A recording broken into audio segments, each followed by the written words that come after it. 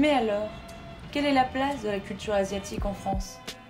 Ce n'est pas que des façades de restaurants, de salons de massage ou de supermarchés. Allons au-delà de nos préjugés.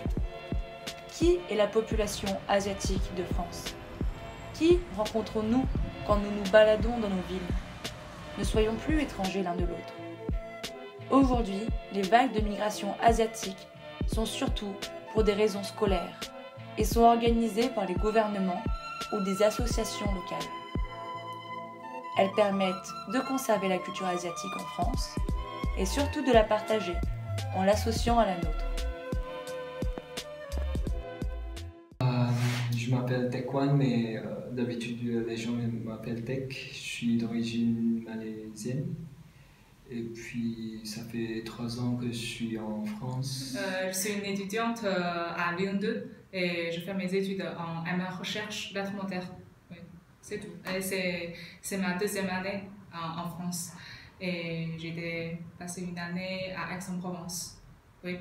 Oui, je viens en France pour mes études master et donc après master, ça tombe bien. J'ai vu Nihao Lyon, notre association, et ici je pourrai bien développer mes connaissances et aussi mes savoir-faire. Pour mieux connaître la population asiatique locale, immigrée ou non, nous avons rencontré 2 instituts, l'Institut franco-chinois et l'Institut franco-japonais à Lyon. Le nouvel Institut franco-chinois a été créé en 2014 suite à la venue du président chinois Xi Jinping à Lyon qui a souhaité commencer sa visite officielle en France par la ville de Lyon pour revenir notamment sur ce lieu historique, l'Institut franco-chinois, le Fort Saint-Irénée, qui a accueilli de 1921 à 1946 près de 500 étudiants chinois, 473 pour être tout à fait exact. En 2014, la ville de Lyon, la métropole, la Chambre de commerce et la DERLI ont initié un projet qui s'appelle le Nouvel Institut franco-chinois pour à la fois redonner vie à cette histoire ancienne entre Lyon et la Chine, mais également promouvoir ces relations, tisser de nouveaux liens entre la métropole lyonnaise et ce grand pays qui est la Chine. Ici au musée, on a également une exposition permanente qui est consacrée justement à cette exposition, qui est consacrée à cette histoire ancienne, un peu folle de la Chine qui envoie ses étudiants, ses jeunes se former à l'étranger et revenir plus fort de cette expérience-là. L'Institut franco-chinois, on a vraiment pour vocation de promouvoir les relations entre Lyon et la Chine sous toutes ses formes, au niveau économique, touristique, universitaire et bien sûr culturel de ce musée. Et dans cet espace, on a vraiment envie de donner la parole à la fois des jeunes artistes chinois qui n'ont pas forcément exposé en dehors de Chine et à qui on va donner justement cette possibilité-là d'exposer à Lyon en les recevant en résidence artistique. Donc il y a un vrai processus de création ici sur place, de rencontre aussi avec des acteurs, avec d'autres artistes du territoire et d'exposition. J'ai envie de donner la parole à des artistes français qui se sont inspirés par la Chine, qui ont réalisé des résidences artistiques en Chine, qui ont travaillé en Chine, et ce regard croisé justement, ce regard d'un Français, d'un Lyonnais ou d'un Européen sur la Chine nous intéresse, notamment le travail de Nicolas Bestic. Voilà. Cette exposition, c'est pour raconter l'histoire de l'Institut franco-chinois, mais c'est aussi pour familiariser, on va dire, le public français à l'histoire de Chine, qu'on connaît très très mal quand même en Chine. Et sur 25 ans, il y a eu 473 étudiants, dont 52 femmes. C'est important de le noter, c'est certes, ça peut paraître peu, mais on est en 1921, enfin on est avant la Deuxième Guerre mondiale, les femmes en France n'avaient pas forcément accès à l'université. Donc voilà, c'est aussi une volonté de la Chine de pas faire de sélection sur la discipline étudiée, puisqu'on avait tout, et pas non plus faire de sélection, on va dire, sur le sexe des étudiants. Et c'est comme ça que pendant 25 ans, la vie s'est organisée au Fort Saint-Irénée avec les étudiants chinois, avec les Lyonnais qui appelaient ce fort le fort des Chinois, parce qu'il y avait une véritable communauté chinoise qui était ici de fait, mais on a des témoignages de rapports, enfin de liens très forts entre les Lyonnais et les Chinois. Ils n'étaient pas reclus dans leur fort, au contraire, il y avait des échanges, des mélanges. Le premier restaurant chinois, pour la petite anecdote, se trouve juste là à la sortie du fort, puisque pour que les étudiants dans de bonnes conditions, on avait avait fait venir avec les étudiants un cuisinier, des chefs chinois, qui cuisine un peu comme à la maison. Et donc ce restaurant n'était pas seulement pour les étudiants, mais un peu pour tout le monde. Si la plupart des étudiants chinois sont ensuite, à la fin de leurs études, rentrés en Chine, certains sont restés en France, parce que certains se sont mariés, ou certains ont trouvé leur bonheur ici en France, et ont notamment contribué au rapprochement des relations entre Lyon et la Chine, mais plus largement culturellement aux relations franco-chinoises, puisqu'ils ont notamment apporté avec eux à la fois des ouvrages chinois qui ont permis de les faire connaître ici en France. Ils ont traduit aussi des ouvrages à la fois chinois en français et français en chinois, ce qui a permis de connaître mutuellement les deux cultures en fait. Et ça c'est très important, c'est-à-dire qu'on connaît l'autre que si on y a les cultures de l'autre que si on y a accès, et pas beaucoup de Français lisaient le chinois à l'époque. Donc voilà, ce travail des étudiants, cet impact a été quand même assez important.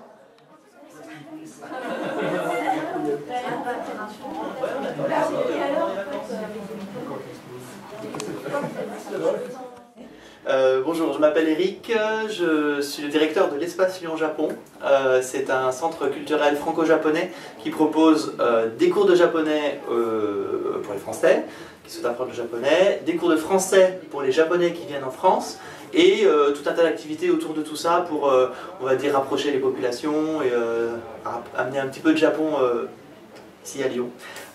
Donc on fait des ateliers japonais de type cuisine, calligraphie, origami, furoshiki, dessin manga et ikebana aussi, entre autres. On a aussi des rencontres franco-japonaises, une fois par mois, qui permettent de, comme leur nom l'indique, de se rencontrer des Français et des Japonais en général autour d'un thème. Alors il peut y avoir de la cuisine, il peut y avoir des dégustations, ça peut être aussi par exemple des conférences comme on a eu aujourd'hui. Voilà, on a une petite boutique aussi pour compléter le tout. Et on a une association aussi qui gère la partie plutôt conviviale. C'est pas que le reste n'est pas convivial, mais c'est plutôt voilà, pour apporter un peu une animation autour de l'espace. On est la plus grosse école de japonais de Lyon, qui a bien grossi, parce qu'au début on avait 40 élèves, maintenant on en a plus de quasiment 300. Et avec aussi toute une communauté qui tourne autour de l'espace et qui, justement, grâce à l'association, permet de pas mal d'être très dynamique au niveau des animations, au niveau des projets qu'on fait, parce que l'association gère des projets comme un guide de Lyon pour japonais, comme des dégustations de saké, comme un jeu pour apprendre les kanji. Voilà, donc elle fonctionne par projet et beaucoup de gens s'impliquent pour justement dynamiser tout ce qui tourne autour du Japon à Lyon.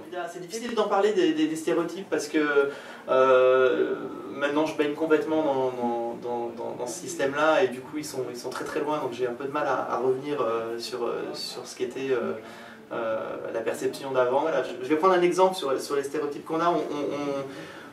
Dans la tête des Français en général qui ne sont jamais allés là-bas, on imagine un pays qui grouille, un pays bruyant, un pays... et en fait, c'est pas du tout le cas. Quand on est à Tokyo, on est frappé par le silence. Il y a énormément de monde, mais on ne se sent pas oppressé. Il y a énormément de monde, mais on n'est pas agressé au niveau des oreilles. Et ça, c'est vraiment quelque chose de caractéristique. En fait, on évolue au milieu de millions de personnes. Tokyo, c'est 30 millions d'habitants, c'est la moitié de la France, hein. Rien qu'à Tokyo. Et quand on prend le métro, il y a évidemment des gens partout, tout le temps, tout autour, mais c'est des gens qui restent silencieux, c'est des gens qui ne font pas de bruit en marchant. Quand on est dans la rue, les voitures ne font pas de bruit parce que principalement c'est de l'essence, il y a très peu de diesel là-bas, donc on a vraiment des différences qui sont, comment dire, du mode de vie, hein, tout simplement, mais voilà, qu'on s'imagine être le Japon quand on part là-bas, on arrive là-bas et on se rend compte qu'en fait, il y a du silence, il y a une sorte de quiétude, etc. Et évidemment, quand on est français, on fait beaucoup de bruit. Quand on habite dans un pays et qu'il y a une culture qui nous arrive comme ça, elle nous arrive bien souvent par les médias, les magazines, la télé, etc. Donc c'est ce que veulent bien nous faire passer les médias, qui finalement formatent notre façon de penser un pays. Et nous, on a eu beaucoup les mangas qui ont bercé notre enfance, et du coup beaucoup de gens imaginent que la vie au Japon c'est comme dans un manga, ce qui est complètement faux. Il y a aussi ce qui nous arrive par la télé, les informations, etc. Je pense que quelque part tout ce qu'il y a eu autour du séisme et de Fukushima, ça a aussi comment dire, d'une certaine manière formater la perception d'une certaine génération. Donc voilà, 2011, ça a eu un impact fort sur le monde entier et je pense qu'il y a des gens qui sont impactés par ça. Et quand on va dans un pays, on se rend compte que c'est pas comme ça que ça marche, tout simplement. Voilà, essayer d'aller voir un petit peu ce qui se passe là-bas, plutôt que de garder que ce qu'on a à travers les médias et les magazines, c'est important. Non, il faut être ouvert. Les Japonais vont vers les autres. Si vous êtes un touriste, ils vont venir vers vous pour vous aider systématiquement. Intéressez-vous au Japon, intéressez-vous à la culture japonaise. Voilà, c'est une culture magnifique et il y a plein de gens sur Lyon qui sont prêts à vous aider et à vous conduire, à vous guider vers le Japon. C'est super intéressant. D'autres institutions, comme des dojos sportifs ou des associations comme Niao Lyon, participent à l'échange des cultures et favorisent les rencontres internationales. Le Yoseikan Budo en tant que discipline a été créé par Hiro Mochizuki, maître Hiro Mochizuki, qui a été le premier expert japonais à venir apporter le karaté en France à la fin des années 50. Puis il est revenu s'installer en France dans les années 62. Il a continué le travail de son père. Son père avait amené l'aïkido en France. Et lui a repris le nom du dojo de son père à Shizuoka, Yoseikan. Yo, c'est l'éducation. Sei, c'est la rigueur, l'honnêteté. Et Kan, c'est la maison. Donc la maison où l'on éduque à la rigueur, à l'honnêteté. Bu, c'est le combat. Et Do, c'est la voie. Donc dans la voie du combat, qui n'est pas un combat uniquement physique, mais qui est un combat aussi intérieur. Voilà, chaque jour doit être une victoire sur ce qu'on était hier. Voilà. Et le Yoseikan Budo existe en tant que discipline depuis les années 1975 et ça a été le premier MMA, comme on dit maintenant, c'est-à-dire Mixed Martial Arts, où il y a à la fois des techniques de pied, de poing, de projection, l'utilisation d'armes, c'est-à-dire l'utilisation globale du corps.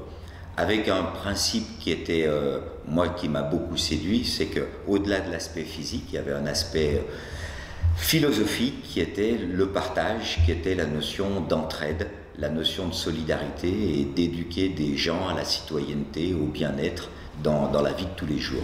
Voilà, et c'est ça qui m'a profondément séduit dans les années 75 lorsque j'ai commencé. Donc il est venu en France il pensait de manière provisoire, temporaire, avant de partir au Brésil, et finalement il est resté. Il a épousé une Française et il est resté en France. Voilà. C'est quelqu'un qui n'est pas foncièrement ancré dans l'esprit japonais, qui est un esprit très rigide, très clanique, d'obéissance, de rigueur, on cache ses émotions, voilà. Et lui, il était un peu à l'opposé de ça, et c'est pour ça que la France l'a beaucoup intéressé dans ce pays où on peut avoir une libération de la parole, des émotions, où on a un cadre de vie beaucoup moins rigide que le cadre de vie japonais, et ça l'a beaucoup séduit. C'est une association, chaque culture s'enrichit des apports de l'autre, mais c'est valable pour la culture japonaise. Lui est quelqu'un de très ouvert aussi, ne serait-ce que dans sa pratique martiale, en allant chercher des techniques de boxe, en allant chercher des techniques de canne française. Donc c'est quelqu'un qui est très ouvert à toutes les cultures. Et ça se voit dans son enseignement, c'était surtout pas un enseignement rigide où absolument on doit répéter à l'identique les mouvements qu'il faisait, mais c'était beaucoup plus un esprit d'ouverture, de trouver sa propre personnalité dans la technique, de pouvoir développer son propre point de vue en fonction de ses compétences, de son état d'esprit. Donc, et puis il nous a toujours incité à aller chercher ailleurs. Il dit, moi je détiens pas la vérité, il y a plein de gens qui peuvent vous apporter des choses, donc allez chercher, enrichissez-vous, et puis on va partager ensemble. Cette notion d'entraide et de partage était vraiment quelque chose, c'est pas un enseignement vertical de haut en bas, je détiens la science infuse et puis vous ne connaissez rien. Non, il y a plein de gens qui arrivent, qui sont médecins, qui sont ostéopathes, qui sont profs de gym, et on a pu construire une discipline aussi ensemble avec beaucoup de partage, et c'est ça qui était intéressant. Maître Mochizuki a toujours défini le Yoseikan Budo comme étant un laboratoire de recherche. Voilà, on est là pour chercher. Alors, si on parle d'arts martiaux au Japon ou en Chine, ces pratiques-là ne sont pas exclusivement ou ne sont pas directement des sports. Ce sont des pratiques de vie. C'est pour ça qu'il y a toujours ce suffixe do qui est une voie, qui est une pratique. Alors effectivement, il y a eu une sportivisation de ces disciplines, judo, karaté, dans les années 70, mais à l'origine, ce n'était pas du tout perçu comme des sports. C'était une pratique guerrière, oui. Et puis lorsqu'il n'y avait pas de possibilité d'utiliser ces pratiques-là, c'était un travail sur soi. Comme peut être un travail philosophique, comme peut être le yoga, c'est avant tout une recherche de bien-être plus qu'une activité physique, un sport. Il n'y avait pas de compétition, il n'y avait pas de choses comme ça. Ça, c'est l'occidentalisation ou l'ouverture du Japon dans les années 60-70 qui a intégré le mouvement sportif. Et voilà, les Européens notamment ont amené ces disciplines et les ont transformées en sport, ce qu'elles deviennent de plus en plus, hélas. Le karaté va devenir une discipline olympique. Il y a déjà le taekwondo, il y a déjà la boxe, il y a déjà le judo, il y a déjà la lutte. Donc il y a déjà pas mal de disciplines d'opposition. Mais lorsqu'on rentre dans un domaine sportif, on parle d'opposition et on ne parle plus de partenariat. On n'est plus dans une logique de s'entraider, on n'est plus dans une logique de progression sur soi, mais on est uniquement dans une optique de résultat. C'est comme ça. Le sport en France, les subventions notamment arrivent en fonction des résultats sportifs et pas en fonction de tout ce que je vous ai dit, de ce développement, du partage, de la citoyenneté. Voilà, nous, c'est une association qui a été créée en 1984, donc on a déjà pas mal de décennies. Et il y a des gens qui sont là depuis le début, donc ont partagé une bonne partie de leur vie, qui nous ont accompagnés, qui nous ont structurés et qui font vivre cette association. Et j'espère qu'elle va continuer encore pendant de très nombreuses décennies parce que c'est quelque chose dont on a de plus en plus besoin. Bouger le corps, moi je suis consultant à côté de cet enseignement des arts martiaux et on se rend compte qu'il y a de plus en plus de stress, on se rend compte qu'il y a de plus en plus de mal-être. Donc on apporte notre pierre à l'édifice en construisant aussi un bien-être intérieur et ça va se répercuter dans le monde professionnel, ça va se répercuter dans la vie de famille, dans la manière dont les gens se comportent en société. Nira Lyon, c'est 2013 et puis c'est à la base un site internet en fait, c'est commencé comme ça. Un site internet bilingue avec de l'information en français, en chinois, sur Lyon ou sur la Chine. Et puis après ça, il y a eu en fait petit à petit des demandes de nos lecteurs pour avoir des cours de langue chinoise. Et on a commencé à structurer une offre autour de ça. Et en parallèle, on a eu de plus en plus de demandes d'institutions, de festivals, d'événements culturels qui étaient demandeurs d'événements autour de la culture.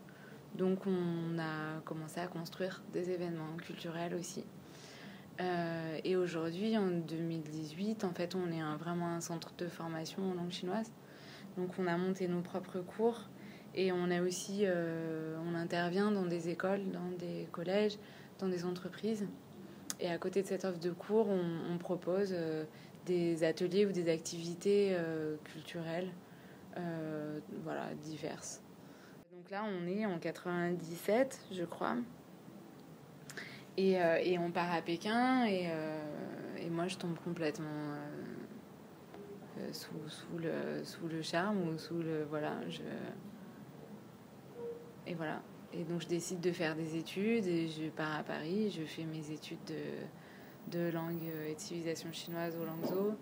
Et puis, je décroche une bourse du ministère des Affaires étrangères pour continuer... un travail de terrain, de recherche là-bas, en Chine. Et au lieu de rester 1 an, je reste 5 ans. Et voilà, et après, je rentre à Lyon et je crée Nira Lyon, en gros. Mais je pense qu'il y a une partie des gens qui ont des motivations professionnelles. Il y a une partie des gens qui ont une motivation beaucoup plus de l'ordre de la curiosité ou une attirance qui parfois ne savent pas expliquer eux-mêmes. Mais la Chine représente... mais une culture, un pays, une langue mystérieuse et qu'ils ont envie de venir découvrir ou voilà, rencontrer. Il y a les personnes qui font des voyages et puis il y a les personnes aussi qui sont en couple avec des Chinois. Et donc, voilà, pour des raisons qu'on comprend vite, ils ont envie d'apprendre le chinois. Moi, je pense en particulier quand on apprend cette langue, en fait, on est sans arrêt en train de faire tomber des barrières. Et ça dès le début, mais c'est un apprentissage qui est infini d'apprendre la langue chinoise. Donc, tout au long, en fait, de ce parcours-là, ce sont sans arrêt des questionnements, des remises en question, et en fait, avec un effet miroir aussi. Ce que je considère comme acquis ou sûr ou va être bouleversé par la découverte de quelque chose de différent.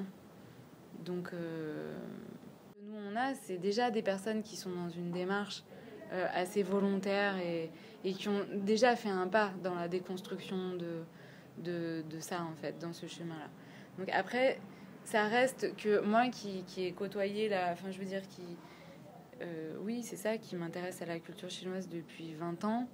Le nombre de fois où j'ai dû entendre mais ça te dérange pas par rapport aux droits de l'homme et le Tibet, qu'est-ce que tu fais du Tibet, mais t'apprends le chinois, mais franchement ça te pose pas problème.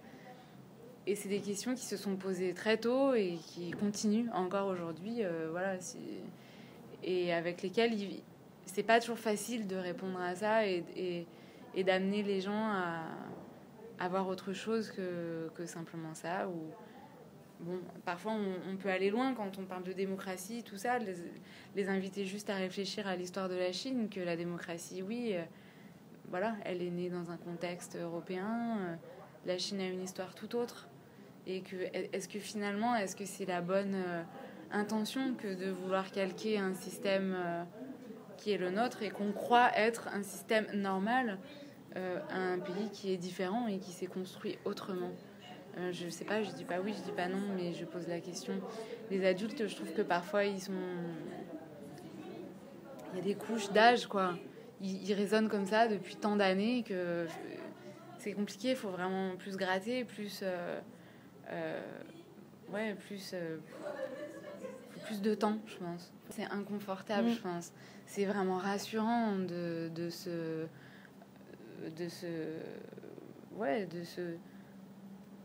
pas bouleverser ses repères, en fait. Et c'est sûr que quand tu t'ouvres à une autre culture, c'est un chemin qu'il faut faire et ça peut prendre du temps. Mais effectivement, de faire cette expérience-là, ça force après à s'interroger sur sa manière à soi de recevoir l'étranger et l'autre. Et je pense que pour tous ceux qui voyagent, de toute manière, quand on a connu une galère et qu'on a on a fait une rencontre, généreuse ou solidaire, où on a eu besoin de demander l'aide de quelqu'un qu'on connaissait pas, la première chose qui se passe, c'est qu'effectivement, on a envie de rendre l'appareil et de pouvoir être en posture de faire la même chose le jour où on est dans son pays, dans son confort, et qu'il y a quelqu'un qui effectivement, ça crée de l'empathie, oui. L'obstacle, en effet, premier, c'est le manque de connaissances. Et c'est sûr que nous, notre raison d'être, elle est là, l'association. Et ce qu'on propose, c'est proposer autant d'outils et de leviers possibles pour apporter, effectivement, transmettre de la connaissance et permettre aux gens de changer de lunettes. Alors, juste pour préciser, moi je suis doctorante en philo. Je suis prof de philo, mais je fais une thèse en ce moment.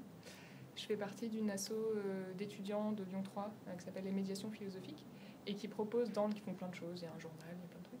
Et dans le cadre de cet asso, il y a des ateliers de philosophie. Alors d'habitude, on intervient plutôt dans les écoles primaires.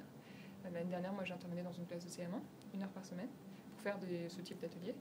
Et on a fait aussi des événements en les murs où on a rencontré différentes associations du quartier de la Guillotière, et d'où le partenariat avec Niao. Et voilà, donc là, cette séance sur la Chine. Mais on a vraiment eu envie, quand on a monté cet atelier l'automne dernier, justement d'aller un peu plus loin, de forcer les enfants à se poser des questions, et aussi du coup les adultes qui sont derrière les enfants. Qu'est-ce que tu as fait aujourd'hui? De quoi vous avez parlé? Pourquoi tu t'inscris là?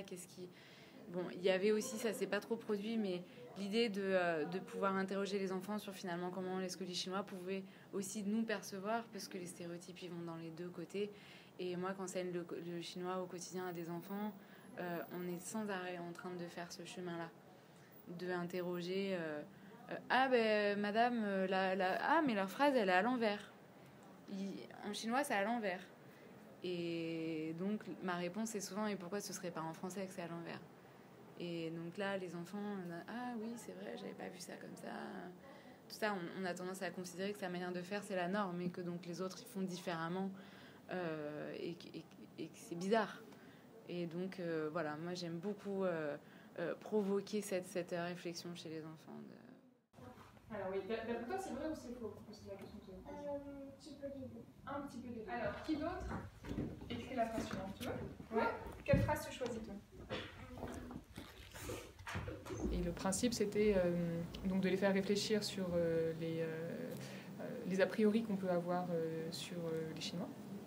Et on s'était dit, plutôt que de déconstruire cliché par cliché, en disant bah non, ils mangent pas du riz tout le temps, ils mangent aussi autre chose, bah non, ils ont peut-être pas tous un chapeau pointu, voilà. On s'était dit, on va peut-être essayer de les faire réfléchir plus généralement sur les raisons en fait, des stéréotypes et des images. Et on a procédé de la façon suivante, on a écrit une petite histoire qui mettait en scène 6 personnages et différents types de situations qui ont servi de support en fait, pour les faire réfléchir à différentes raisons. Donc il y avait des pistes dans le texte, et ensuite le principe c'était d'essayer de leur faire trouver d'autres raisons à partir de leur expérience personnelle. Qu'est-ce qui fait qu'on a comme ça certaines images ou certaines idées?